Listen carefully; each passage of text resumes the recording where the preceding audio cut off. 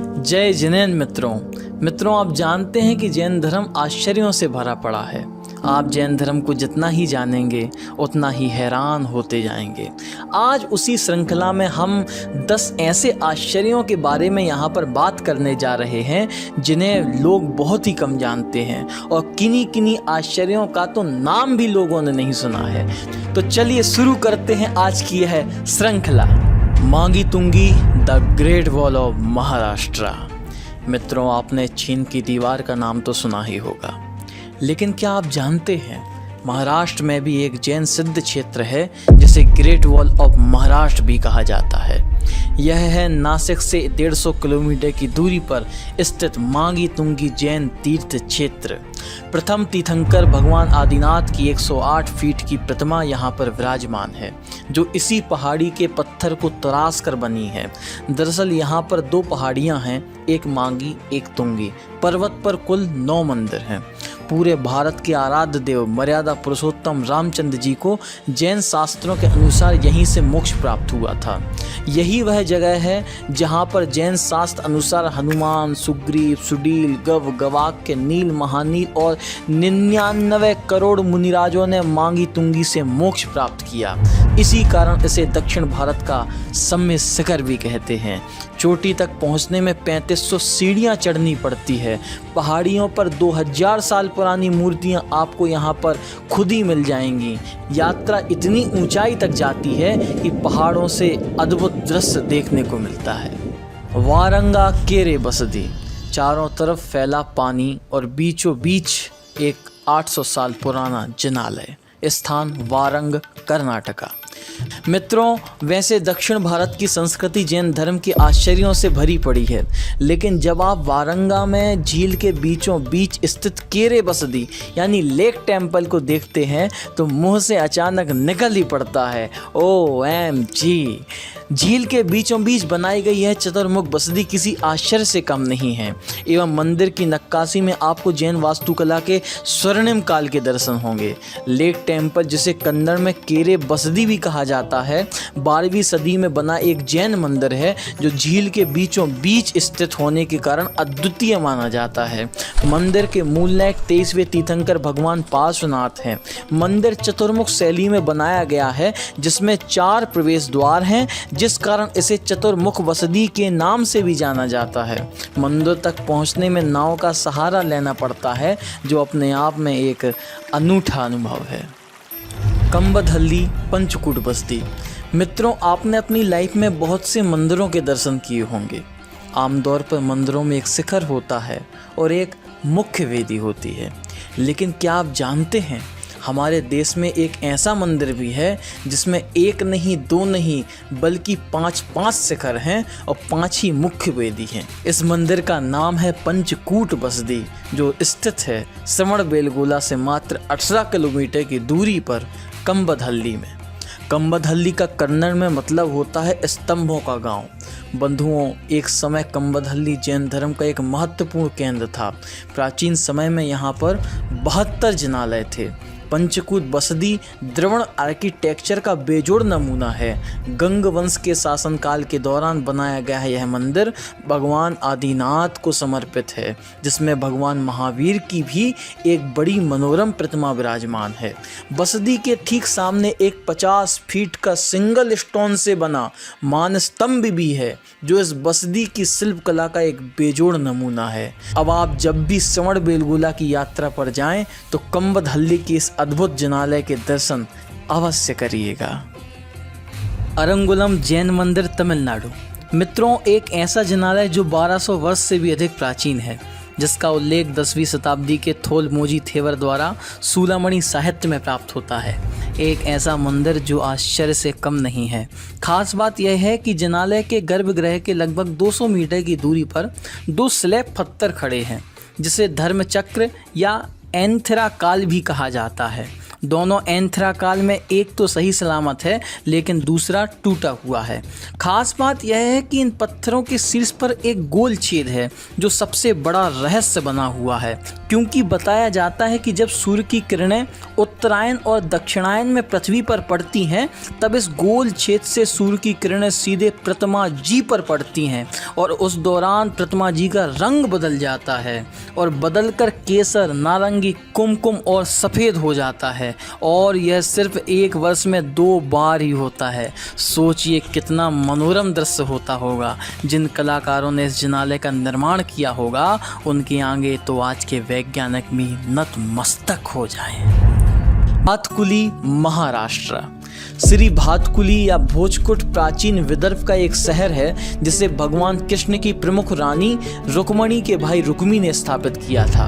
भातकुली महाभारत काल के दौरान राजा रुक्मी के द्वारा काले पत्थर से बनी भगवान आदिनाथ की आकर्षक प्राचीन मूर्ति के लिए प्रसिद्ध है।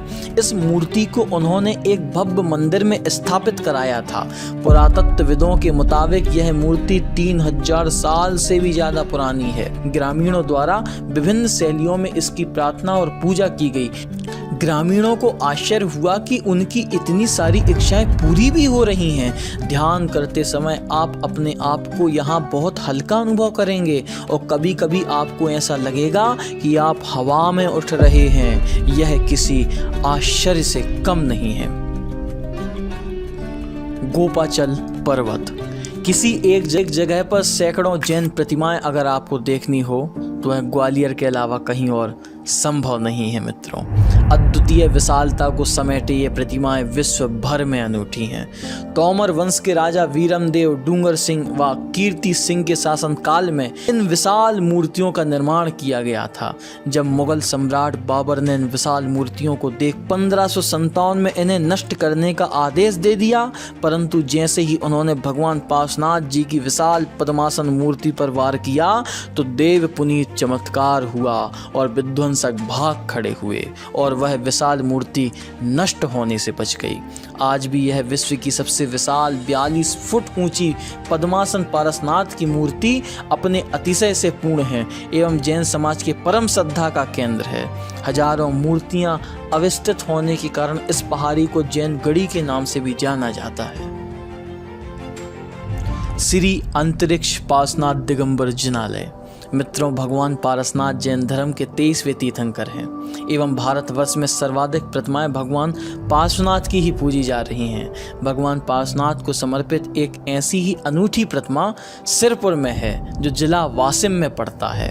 यह प्रतिमा 1 अंगुल हवा में है, अर्थात प्रतिमा जी का जमीन या वेदी से कोई स्पर्श नहीं है। इस अद्भुत आश्चर्य के सामने विज्ञान भी आज नतमस्तक है। वर्तमान में सिरपुर गांव में 3 दिगंबर जैन मंदिर हैं। अतिशय क्षेत्र श्री अंतरिक्ष पार्श्वनाथ बस्ती मंदिर, पावली दिगंबरी मंदिर, चिंतामणि पार्श्वनाथ दिगंबरी मंदिर। अंतरिक्ष पार्श्वनाथ की मुख्य मूर्ति काले पत्थर से बनी हुई है। यह मूर्ति कला का एक बेहतरीन नमूना प्रतीत होती है। मूड़बद्री 1000 पिलर्स ऑफ टेम्पल। दक्षिण की काशी कहे जाने वाली मूड़बद्री मंगलूर से मात्र 30 किलोमीटर की दूरी पर है और यहाँ स्थित है त्रिभुवन तिलक चूड़ामणि बसदी, जो किसी आश्चर्य से कम नहीं है। छोटा राजा देवराय वाडेयार के द्वारा 14वीं शताब्दी में बनाए गए यह जिनालय कन्नड़ भाषा में सवीरा कदम्बा बसदी के नाम से जाना जाता है, जिसका अर्थ होता है 1000 स्तंभों वाला मंदिर। मित्रों, इस मंदिर की खासियत यह है कि इसमें 10 नहीं, 20 नहीं, 100 नहीं, बल्कि पूरे के पूरे 1000 स्तंभ हैं। और ख़ास बात यह है कि प्रत्येक स्तंभ की नक्काशी दूसरे स्तंभ से बिल्कुल ही अलग है, जो अपने आप में एक अद्भुत नमूना है। यहाँ पर रत्नों की दुर्लभ प्रतिमाओं के साथ धवलाजी जैसे प्राचीन ग्रंथों की 1000 साल से भी पुरानी ताड़पत्र पर अंकित प्रतियां भी रखी हुई हैं, जो जैन धर्म की अनमोल धरोहर हैं। कलिंगा जिन द गॉड ऑफ उड़ीसा। हम जानते हैं कि प्राचीन काल से ही उड़ीसा जैन धर्म का एक बहुत बड़ा केंद्र रहा है। आज से 2200 साल पहले उड़ीसा में भगवान आदिनाथ की एक प्रतिमा थी जो संपूर्ण उत्कल देश के आराध्य माने जाते थे। उड़ीसा के लोग उन्हें कलिंग जिन के नाम से पुकारते थे, जिसका मतलब होता था उड़ीसा के भगवान। इसी बीच उड़ीसा पर मगध साम्राज्य का आक्रमण होता है, जिससे यह प्रतिमा मगध में चली जाती है। पुनः 200 साल बाद उड़ीसा के परम प्रतापी सम्राट खारवेल मगध पर आक्रमण करके यह प्रतिमा फिर से कलिंग देश में उदयगिरी की पहाड़ी पर प्रतिष्ठित कराते हैं। आज भी उड़ीसा की राजधानी भुवनेश्वर के रेलवे स्टेशन पर कलिंग जिन की मूर्ति का छाया चित्र लगा हुआ है, जो कलिंग जिन के प्रति उत्कल वासियों की आस्था को दर्शाता है। गोमटेश्वर बाहुबली श्रवण बेलगोला। आश्चर्यों में आश्चर्य हैं गोमटेश्वर बाहुबली और उनकी 57 फीट की प्रतिमा, जो जैन धर्म की ही नहीं अपितु विश्व की अनमोल धरोहर है। भारतीय मूर्ति कला का बेजोड़ उदाहरण है श्रवण बेलगोल की विंध्यगिरी पहाड़ी पर स्थित 981 सन में गंगवंश के काल में बनाई गई यह प्रतिमा। भगवान बाहुबली के परम भक्त चामुंडराय के द्वारा यह प्रतिमा बनवाई गई थी। सिंगल स्टोन से बनी यह मूर्ति विश्व की सबसे ऊंची मूर्ति है, जो बगैर किसी सहारे के 1000 साल से भी ज़्यादा समय तक ज्यों की त्यों खड़ी हुई है। आज भी वैज्ञानिक इस प्रतिमा को देखकर यह अनुमान नहीं लगा पा रहे हैं कि इसका निर्माण कैसे हुआ होगा। क्या प्रतिमा जी को ऊपर से नीचे की ओर तराशा गया होगा या नीचे से ऊपर की ओर। हर 12 वर्ष के अंतराल में गोमटेश्वर बाहुबली का महामस्तकाभिषेक होता है, जो संपूर्ण भारतवर्ष के लिए किसी महोत्सव से कम नहीं है।